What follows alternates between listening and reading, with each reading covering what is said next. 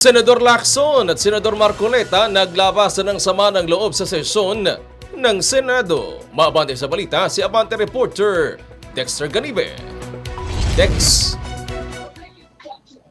Isa-isang sinagot ngayong hapon ni Senador Ping Lacson ang mga ipinunto ni Senador Rodante Marcoleta sa kanyang privilege speech kahapon. Sabi ni Lacson, nagsimula ang pamimersonal sa kanya ni Marcoleta buhat ng masupla niya si Marcoleta sa isyu ng pag-dismiss noon ng impeachment case laban kay VP Sara sa pagsisimula ng 20th Congress noong nakaraang taon.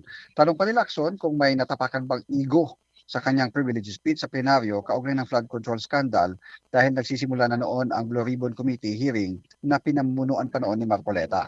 Binalikan din ni Lacson ang nangyari noong September 23, 2025 na Blue Ribbon hearing matapos manawagan si Marcoleta ng isang prejudicial question na ayon kay Lacson, mali naman dahil para lang sa mga criminal case ito kaya hindi na raw niya pinatulad. Binanatan pa ni Lacson si Marcoleta na nagmumukha na siyang abogado ng mga diskaya sa mga Blue Ribbon hearing. Hirit pa ni Lacson, ayaw niyang mag-lecture sa isang abogado kahit napabilang pa ito sa mga nasa pinakamababang antas sa hanay ng mga abogado. Tinawag ni Lacson na pabida-bida itong si Marcoleta sa iba pang BRC o Blue Ribbon hearing gaya ng pagpipresenta niya sa surprise witness na si Orly Guteza na kalaunan ay hindi na naulit na nagpakita sa Senado hanggang ngayon. Dagdag pa ni Lacson, bukod sa pabida-bida, may pa-victim effect pa daw ang kasamahan niya sa Senado. Inisa-isa rin ni Lacson ang mga naging pahayag ni Marcoleta na pangmaliit sa otoridad at integridad ng Senate Blue Ribbon Committee.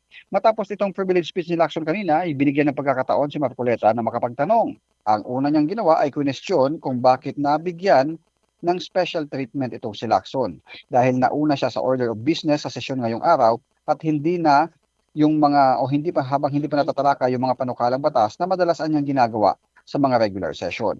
Pinaliwanag naman ni Senate Majority Leader Mig Zubiri ang ginawa dahil kahapon ay hindi na nakapag-interpellate pa itong si Lacson kaya inilagay na siya dun sa unahan para masagot niya yung privilege speech ni Marcoleta kahapon. At ang nangyari, nagpalitan ulit ng tanong at sagot at mga akusasyon sina Lacson at Marcoleta, dahilan kaya sinuspend na muna ni SP Soto ang sesyon kanina. Ako si Dexter Ganibe, Abante.